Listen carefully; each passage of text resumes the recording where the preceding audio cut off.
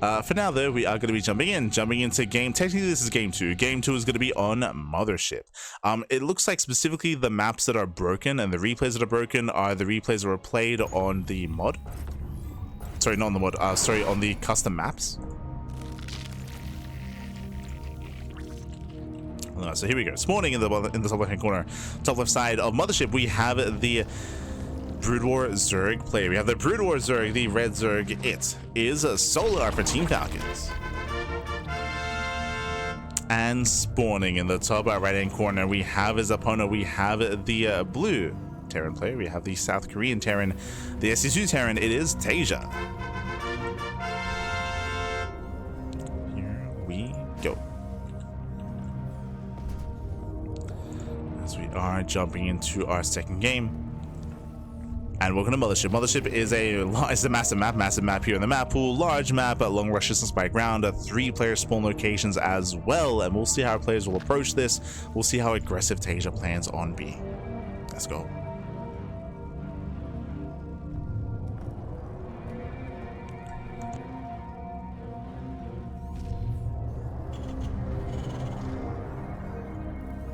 Oh, interesting. Okay, Taeja going CC first. CC first on the high ground. Very bold move, but we spoke about this in some of the other maps. It is more viable to go CC first on some of these larger maps, right? Just because of the longer rush distance and because of the multiple spawn locations, there's a lower chance that your opponent's going to try to cheese you, so you can get away with greedier builds like this. So straight up CC first. I say greedier build. It's a bit of both, right? CC first, but it's on the high ground, just so we can have a full wall, just so we can defend just in case. So not the greediest opener we could have gone for. That would have been just CC on the low ground. So slightly more safer. Meanwhile, we do see Solo going hatch a gas pool into his macro hatchery. Building up.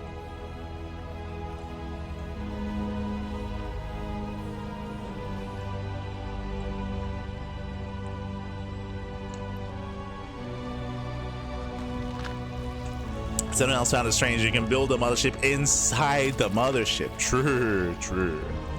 We need a new name. This should this should be like the grandma ship or something, right? It should be this should be like the mother of all motherships, which is why it's so huge. That would make more sense. But like aesthetically though, it's really cool, like playing on a ship in orbit here.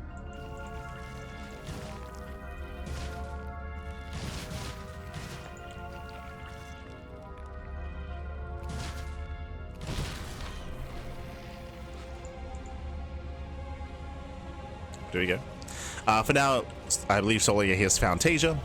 Overlord moves in, does find his spawn location.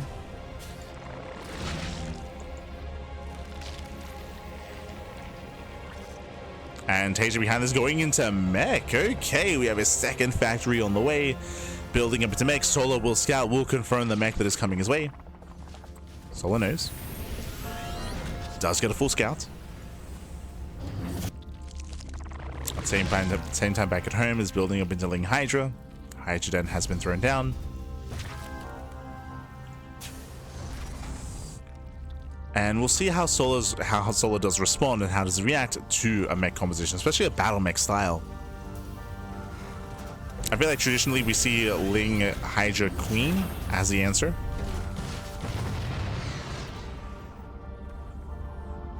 Just to keep up those ensnares. Meanwhile, Solar does go for an early Ling Foot here to dominate the ground and to delay mining at the natural. Okay. So big investment here by Solar. He breaks in. Spots 2 Hellions. And Solar, he spots Hellions moving out. Yeah, he does spot the move out. So Lings move in. Does peel off a couple Lings to zone away the Hellions, and he goes for the mineral line. And SCV start going down. Gets 1, gets 2. 2 SCVs, getting 3, 4, oh god, no! Getting up to 6. Yeah, 6, 7, 8, 9, oh, 8 SCV kills, critical damage here in the natural. The Hellions do survive, Hellions do defend, but so far nice damage in favor of Solar. Gets 8 SCVs, denies mining, almost killed the mule as well. And also got a full scout of the mech. Behind this is building up his Hydras. Once again, Solar staying on a lower drone count here, staying on 2 base saturation. So Solar being hyper aggressive.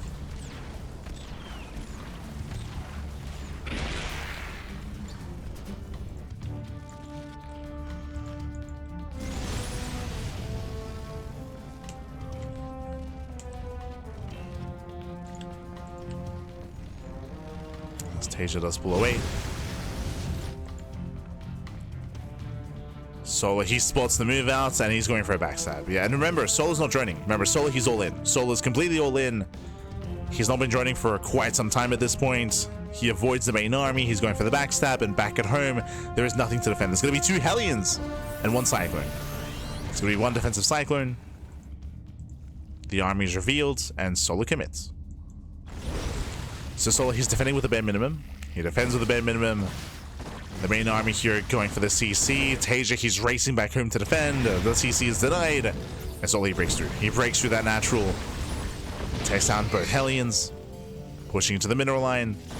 Boys are being pulled to defend, but now we have the surround here on the defending army. The Cyclone goes down. And GG gets called. Taeja gets completely surrounded, and Solar does take the game. GG. GG, well played. Again, a hyper aggressive style here out of Solar. Hyper aggressive, very committed as well, able to slip behind the army. And with that, Solar, he was able to get full surround. GG. It was very committed, of course. Remember, Solar, he had no economy behind it. He had no drones. He was cutting workers at 30, even under 3, sorry, even under 2 base saturation.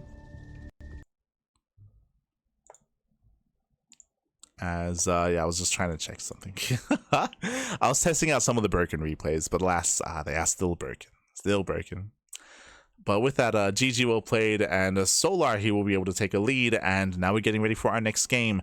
Bearing in mind that, again, that we are missing games when it comes to this final, so we only have 1 game left to cover on a mass map, and then we'll be catching up with the overall score. And we'll catch up with the scores.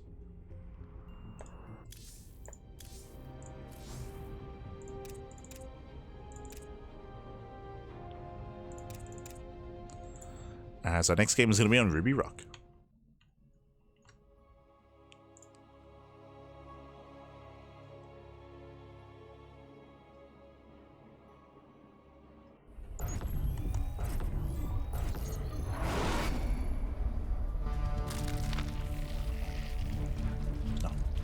But here we go. Spawning in the top left-hand corner of Ruby Rock, we have the Brood War Zerg player. We have the Red Zerg currently leading the series here, and we'll see if we can extend that lead. It is Solar.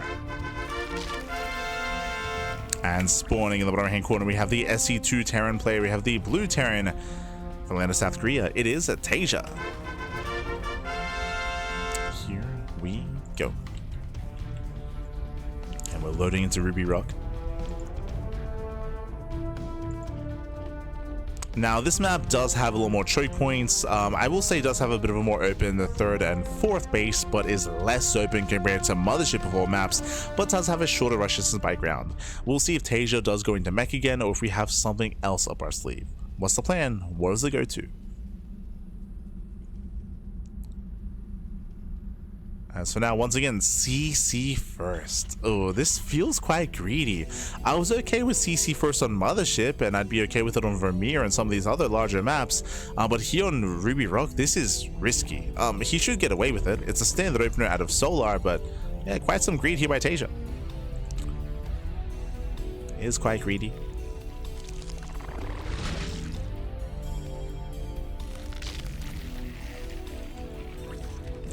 Solar has shown aggressive tendencies. I mean, bearing in mind that last series Solar did 12-11, like he did 12-11 Rumiath. Like, Solar can be very animalistic if need be. Meanwhile, CC first into extra Raxes. Again, no gases here, so we have a 3 Rax follow-up out of Taeja. Going gasless initially. Now, this also means that we have limited vision, limited scouting. There's no Reapers, right? There's going to be no Reaper scouting from Taeja. He's relying purely on the SCV. Does poke in and does confirm the timing of the hatchery. Does confirm the hatch timing, slips into the main base. Just making sure there's no crazy tech, there's no excess gas being mined. Link speed is on the way, and he also confirms that he does pull out of gas. Solar has pulled out. So Taeja feeling secure.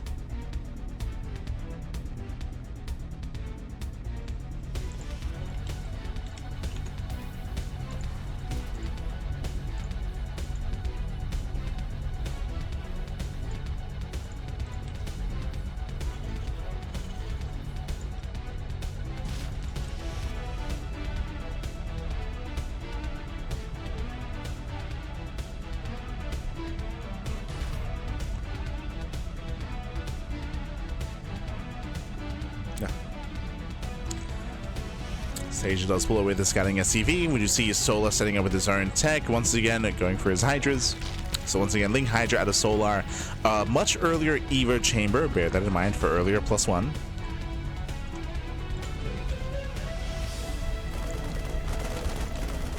And we'll see if Solar joins up his third. That's what I'm curious by. Does he join up his third base? How heavily does he saturate? Meanwhile, Taeja's building up towards the 3-rack stim timing. Gas is kicking in, waiting for stim. And stim has begun. So this is going to hit quite hard. It's going to hit quite hard here. Could be a lot of buy, a lot of Marines. Thanks to the more greedier opener as well, Taeja will have that boosted economy.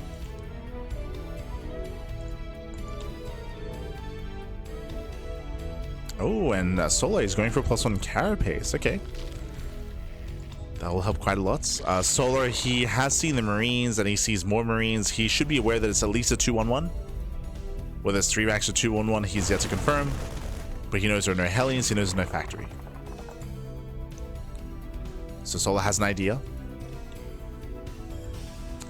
As the rest of the Marines reinforce, now he sees the entirety of the Marine counts. This is a bigger tell.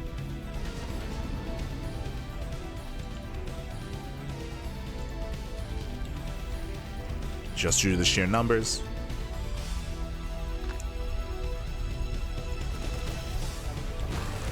Solar attempts to slip in. And again, it's not going to be an easy defense. Bearing in mind that there are no Banelings, of course. Currently, there's no Lurkers either. We have seen players go into earlier Lurker tech to defend against this. Going purely Ling Hydra is going to be difficult. It's going to be very difficult.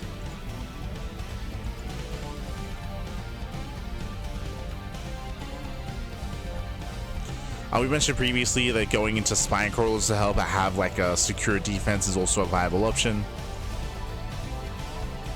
But Solar's being proactive.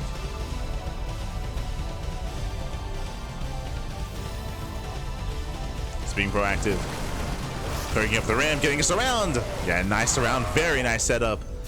Solar picks off a good chunk of Marines. And he's going to keep going. Jesus. Calm down. Solar thinks about it. Gets a couple of SCVs. Once again, threatens the mineral line. Picking up the mule. And behind this should be working towards Lurker tech. Still waiting for Grease Spines. Still waiting for the upgrades. Meanwhile, Taeja's waiting for his own medevac. So this is a later timing one for a third CC. A later move out.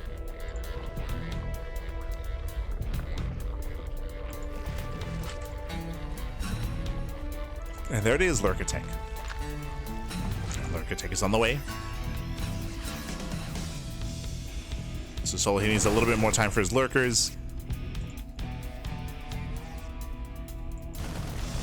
Ling's got eyes on the third base. Taeja, he's stimming in.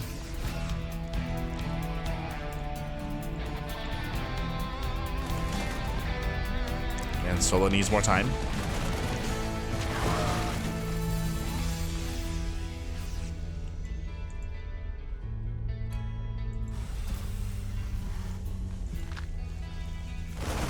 As Lurker Tech is halfway done. Taeja doesn't risk moving in. Doesn't risk it. Oh. That's first stim. Yeah, there's that first stim. Trying to break through. Decent going game of Hydras, but there are too many Marines. Yeah, the Marines, they do barely power through the Hydras. Lurker Tech is too late. Yeah, too little too late here. We don't have enough Lings. Enough Hydras. GG gets pulled, and Taeja, he will break through. 10 seconds before Lurker finishes. GG. GG, Taeja, he does break through. Again, it was still very close, very clutch. Alas, Solar, he barely didn't have enough support for his Hydras. I did like that he was proactive, and I did like that first engage out of Solar, but he was lacking Lings. We speak about this all the time, but the Hydras are so fragile, is so vulnerable. Barely didn't have enough support for the Hydras, chose not to go for any sunken colonies. He was hoping he would get into Lurker Tech, and remember, the game ended, it was 11 seconds away from Lurker Tech finishing. If he got into Lurkers, then he could hold, but again, was just a little bit too little, too late. GG. GG, well played. Whew. And with that, we have that back and forth between Solar and Taeja, and unfortunately, those are the only games we have available. Those are the only games we had available, as we had a full best of 5, apparently. We had a full best of 5 between Solar and Taeja. And one moment. And when it comes to the results, when it comes to the event itself, let us catch up. Un momento.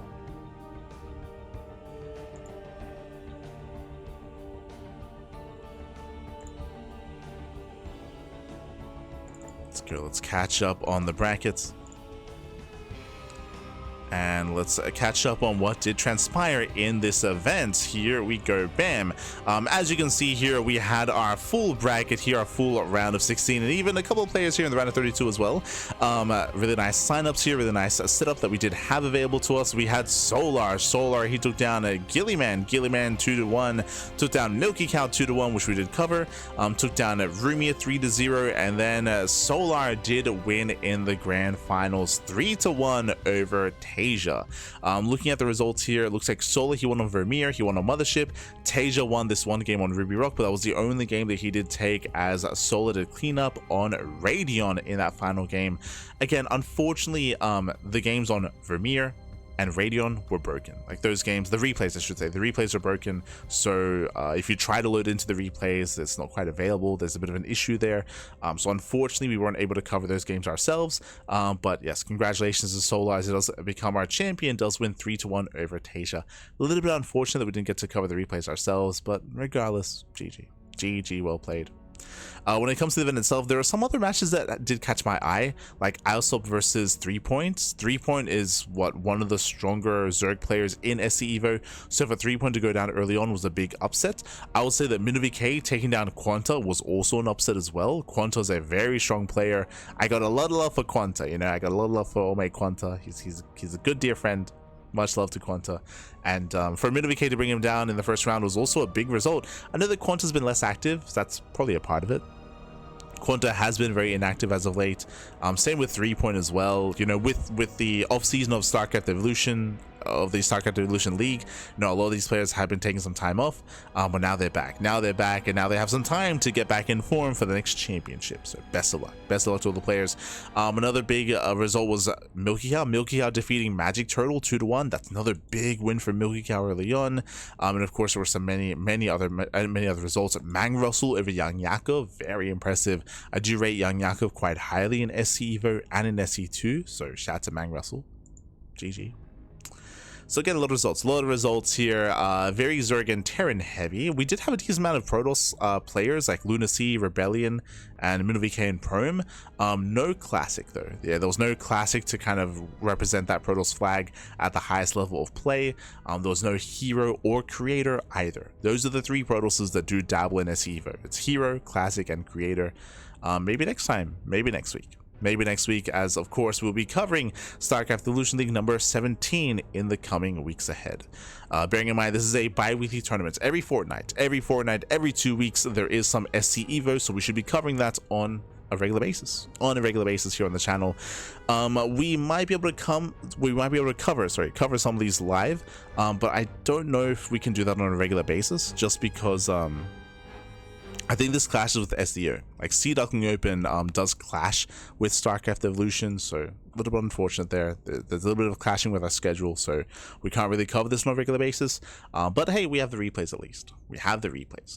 When it comes to our schedule as well, you can check us out here, ! I think we have a calendar command in the chat, but we just wrapped up our Friday morning cast, and we only have one cast today. Tomorrow we're going to be live with KSL. The Korean StarCraft League is going to be in basically 24 hours. In 24 hours time, really 23 hours time, we should be live with KSL, that is StarCraft 2. We have Duckling Open tomorrow evening, you can see it there. I think that is clashing with StarCraft Evolution League, and we have Tunic Up on Sunday. So we have 3 more casts here this week before we wrap up, before we get into our next week of content. And again, if you enjoy some of this, if you want to see some more StarCraft Evolution, and we have casted so much, we've casted more StarCraft Evolution than any other English content creator out there. I can say that, I can guarantee that, maybe even just any content creator period. We might have just casted more games than anyone else, actually, even amongst the Koreans. Like, I know that the STC puts in a lot of work, I know that Kiwian puts in a lot of work, but I think quantity wise, we may have them out. So again, if you can check out that content over on YouTube if you wish. Check it out on YouTube, ! Socials in the chat to check out that YouTube channel. You can also support us via Patreon. Patreon is the place to be to check us out. To support us, all of the money on Patreon goes towards our tournaments. It goes towards Tunic Cup and the Duckling Open as well, and Master Swan Open. So all the events that we run on a regular basis are funded and grown via Patreon, so you can help us grow those events via Patreon as well. If you wish, support us, support the scene, support the players through Patreon. Thank you so much for the support. Otherwise, thanks so much for watching, thanks so much for tuning in. And again, if you see something that you like here, if you want to watch previous casts of StarCraft Evolution, or some Wardy TV Monday, some Pondcast, KSL, Pegasus Cup, Kung Fu Cup, or any other StarCraft that we've covered over the years, then check it out all on YouTube. It's all there, all uploaded. Is all there. It's catching up. Thanks so much, Taeja. Oh, thank you. Hope you enjoyed the cast. Hope you enjoyed. Would they be retrievable from the SC2 replay stats? No, like the replay, we have the replays, but the replays themselves are broken because something happened to the map in game, I should say. From my understanding, I believe, like, I think the maps that they were played on did go down. There's been some issues with the SC2 arcade, so I'm not entirely certain, but like the SC2 arcade has been in a bit of like a shaky position at the moment. And I mean, if you saw earlier, I think Kat did mention that that they did want to like push through like a patch and like update some of the mod, but that's not necessarily possible at the moment just because of the state of the arcade. If you're unfamiliar, basically there's been some malicious actors in the SC2 arcade that have been like uploading some weird and some how's the best way of putting it, some weird stuff, like whether it's like snuff films, or whether it's like some weird propaganda stuff, like some weird stuff has been uploaded to the SC2 arcade because that Blizzard did lock it down. They locked down the arcade to make sure that people couldn't upload, but they haven't fixed the issue that has been the exploit that has been occurring where people can like upload videos and upload things to the arcade. So that has been impacting mod makers and mod creators and map makers as well, from trying to upload and update their own arcade maps, right? So they have been negatively affected. So it is unfortunate. It's been happening for a while, and hopefully we get an update soon. Hopefully we get a fix soon. But that is why, I think that is part of the reason why some of those replays were broken. But otherwise, thanks for watching. Thanks for tuning in. We do appreciate it. And again, we'll be back tomorrow with some Korean StarCraft League. Are we tempted to ladder? Are we tempted to stream? I'm a little bit fatigued, and I got some work to do. Ay. No sé, papi, no sé. I'll tell you what, I might stream later on tonight. I think we'll settle on that. So for now, we're gonna be wrapping up.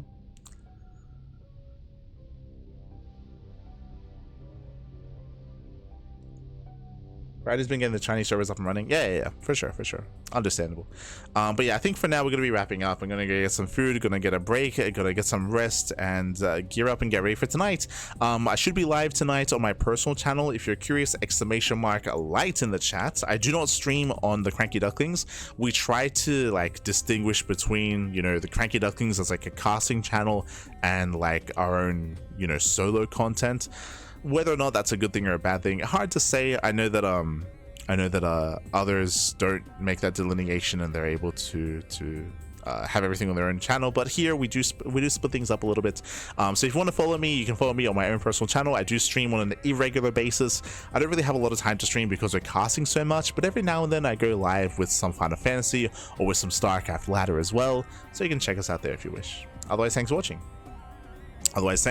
And we'll see you guys tomorrow for some Korean StarCraft for the KSL. See you then. Thanks for watching. Until next time, ciao, papi ciao. Until next time.